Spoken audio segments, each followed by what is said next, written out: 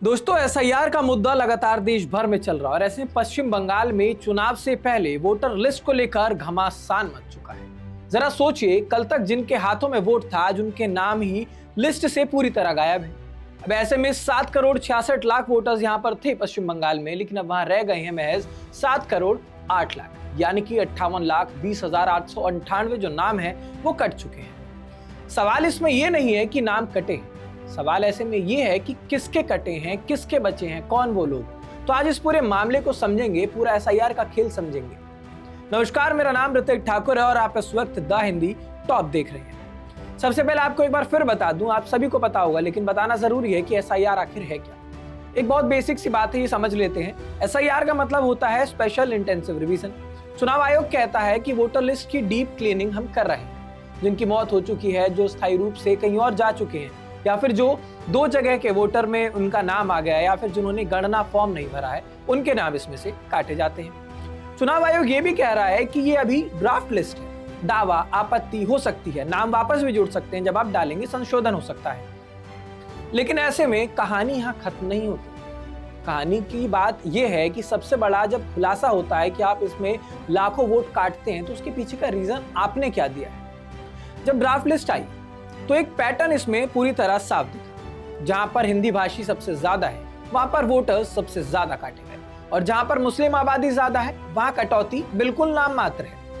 Indian express और जो दूसरे आंकड़े हैं मीडिया रिपोर्ट्स के मुताबिक, उनका एनालिसिस भी यही सब बता रहा है। यानी कि सवाल उठना लाजमी है कि क्या ये सिर्फ संयोग है या कोई नया प्रयोग है जो चुनाव आयोग की तरफ से पश्चिम बंगाल में भी किया जा रहा है। सबसे ज्यादा कटौती किन सीटों पर हुई, आपको पहले ये बता। सीटों की अगर बात करें तो कोलकाता उत्तर, यानी कि जहां पर 25.92% नाम कट चुके हैं। कोलकाता दक्षिण 23.82% नाम यहां कटे हैं। और कुछ सीटें तो आप ऐसी देखिए जैसे कि जोरासाको, यहां पर 36% से ज्यादा, चौरंगी में 35% से ज्यादा, हावड़ा उत्तर में 26% से ज्यादा, कोलकाता पोर्ट में 26% से ज्यादा, भवानीपुर में 21% से ज्यादा नाम कटे हैं। अब ये वो इलाके हैं जहां पर हिंदी भाषी आबादी ज्यादा है। बीजेपी की पकड़ यहां पर मजबूत मानी जाती है, लेकिन यहां पर सबसे ज्यादा नाम कटे हैं। अब बीजेपी की टेंशन एक वजह से और अब सबसे ज्यादा बढ़ रही है, क्योंकि एक समुदाय बंगाल में ऐसा है जो बीजेपी के लिए पीछे से काम करता है। ये कह सकते हैं हम कि बैकफुट पर रहकर उसने बीजेपी की हेल्प बहुत करी। वो मतुआ समुदाय है। ये वो समुदाय है जिसने बीजेपी की राजनीति काफी मजबूत की है पश्चिम बंगाल में। लेकिन ड्राफ्ट के आंकड़े यहां पर भी पूरी तरीके से झटका देकर बैठ गए। कस्बा में 17.95% नाम यहां पर कटे। सुनारपुर दक्षिण में 11.29% कटे। बनगाम उत्तर में 9.71% नाम कट गए। यानी कि जहां से बीजेपी को सियासी उम्मीद थी, वहीं पर वोटर लिस्ट पतली हो चुकी है। जो एक मोटी परत थी यहाँ पर वोटर्स की बीजेपी के पास, जो लगता था कि भाई मतुआ समुदाय के जो लोग हैं वो तो बीजेपी के लिए खड़े हैं, क्योंकि पिछले चुनाव में बीजेपी की तरफ से झांसा दिया गया था कि सिटीजनशिप आपको मिल जाएगी, या फिर सीए एनआरसी का जो भी मामला हो रहा था, इस उम्मीद से मतुआ समुदाय ने पिछली बार अच्छा खासा परफॉर्मेंस बीजेपी का वहां ठीक करने में उनकी मदद की। लेकिन अब बीजेपी की टेंशन यहाँ भी बढ़ गई है, क्योंकि मतुआ समुदाय के भी काफी लोगों का नाम यहाँ कटा है। अब बिहार में चुनाव हो चुके हैं और यूपी में चुनाव होना है, तो ये सभी जो बातें हैं, ये कड़ी से कड़ी जोड़ने वाली बातें हैं। ये एंगल्स हर जगह के जोड़ रहे हैं। पश्चिम बंगाल से अब यूपी बिहार की तारें भी जुड़ी हुई हैं। अब वजह ये भी बताई जा रही है कि बंगाल में लाखों लोग हैं जो कि यूपी और बिहार से आए हैं। पीढ़ियों से वो यहीं रह रहे हैं। अगर बात की जाए तो पिता हो उनके, या फिर दादा हो परदादा हो, वो लोग यहीं रहे हैं जो कि यूपी बिहार से निकल कर आए थे। लेकिन पहचान आज भी अपने मूल राज्य से उनकी जुड़ी है। वो बंगाली नहीं कहला रहे हैं, वो यूपी या फिर बिहार के बाशिंदे कहलाते हैं। तो एसआईआर के दौरान संभव है कि उन्होंने अपने गृह राज्य की वोटर लिस्ट चुनी होगी, इसलिए हिंदी भाषी इलाकों में नाम ज्यादा काटे गए। अब मुस्लिम बाहुल इलाकों की भी अगर बात करें, वहां का डेटा खोलें, तो अब मुस्लिम बाहुल इलाकों को आप अगर देखेंगे तो आप समझेंगे कि मुर्शिदाबाद जैसी जगह, जहां पर 4.84% की कटौती यहां पर की गई, मालदा में 6.31% की कटौती की गई, डोमकल में 3% के आसपास की कटौती है, रेजी नगर में 5 के आसपास की कटौती है, मानिकचक में 6% के आसपास की कटौती यहां पर की गई है। लेकिन किसी भी मुस्लिम बाहुल सीट पर कटौती 10% से ऊपर नहीं की गई। यानी कि जहां पर बीजेपी घुसपैठ का सबसे ज्यादा आरोप लगाती है, वहीं पर वोटर लिस्ट लगभग जस की तस देखने को मिल रही है। वहां पर बहुत ज्यादा उलटफेर यहां पर नहीं हुआ है। तो अब इस पूरे मामले को देखते हुए जब इसका विस्तार हुआ है, एसआईआर पूरी तरह से हुआ है, क्योंकि जैसा कि बताया दावा आपत्ति अभी भी हो सकती है, लेकिन इसको लेकर अब सियासी बयानबाजी जो है वो बहुत चरम पर है। टीएमसी कहती है कि बीजेपी का रोहिंग्या बांग्लादेशी नरेटिव पूरी तरह से झूठा निकला है। जो ये एसआईआर हुआ है इसने सारी बातें खोल कर रख दी है। अभिषेक बनर्जी इस पर कहते हैं कि चुनाव आयोग के मुताबिक सिर्फ 1.83 लाख फर्जी वोटर मिले।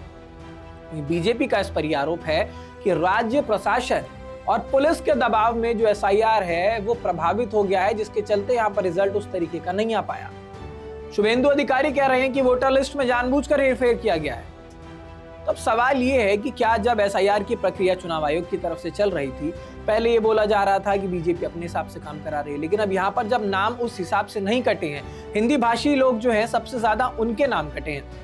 अगर मुस्लिम समुदाय की अगर बात करें, मुस्लिम बहुल इलाका जो है वहां पर नाम मात्र वोट कटे हैं। तो इसमें इस बार हकीकत क्या है? बीजेपी का ये बार बार कहना है कि यहाँ पर प्रशासन जो है बंगाल का, चाहे वो ममता बनर्जी की सरकार हो या फिर यहाँ के लोग, उन्होंने कॉपरेट नहीं किया, जिसके चलते जो एसआईआर है वो अपना काम पूरी तरीके से यहाँ पर कर नहीं पाया है। लेकिन टीएमसी का कहना है कि जैसा कि हमने बोला भी था पहले की तरह, इस बार बंगाल में ज्यादा घुसपैठी या फिर रोहिंग्याओं का मामला यहाँ पर देखने को नहीं मिला है। अब बात यह है कि क्या ये सिर्फ एक प्रशासनिक प्रक्रिया थी या फिर चुनाव से पहले वोटर लिस्ट के जरिए सियासी गणित को बदलने की कोशिश थी?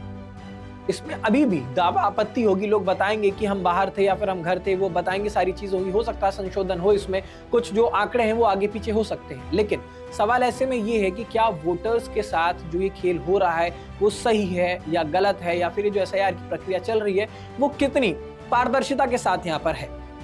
बंगाल में चुनाव है। बंगाल की अगर बात करें तो बंगाल में टीएमसी अपने हिसाब से जब चलती है, टीएमसी का ये कहना होता है कि बंगाल में हमारी स्थिति बहुत मजबूत है।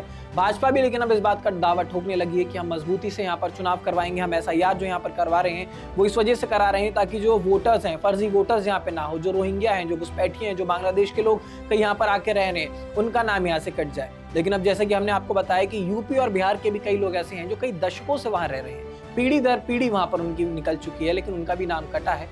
तो अब सबसे बड़ी बात यह है और ये सवाल है, और हम आपसे भी चाहेंगे कि इस बात का सुझाव आप दें कि ये जिस तरीके से बंगाल में 58 लाख के आसपास जो नाम कटा है, ये सही कटा है या गलत कटा है? इसको लेकर आप क्या सोचते हैं? क्योंकि बंगाल का चुनाव नजदीक है और ऐसे में सारी बातें निकल कर आ रही हैं। बीजेपी पर जो आरोप लगते थे कि बीजेपी एसआईआर अपने हिसाब से कराती है, लेकिन अब वही बीजेपी इस एसआईआर से दुखी हो रही है। वो बीजेपी इस एसआईआर से परेशान हो रही है क्योंकि बीजेपी के जो कोर वोटर्स थे उनका नाम इस बार सबसे ज्यादा कट रहा है। तो बीजेपी यहाँ पर तिल मिलाती हुई भी नजर आ रही है। तो इस पूरी वीडियो से आप क्या समझ पाते हैं या फिर आपकी राय क्या है वो हमें कमेंट बॉक्स में जरूर बताइएगा, क्योंकि आपकी आवाज हमारे लिए बहुत महत्वपूर्ण है।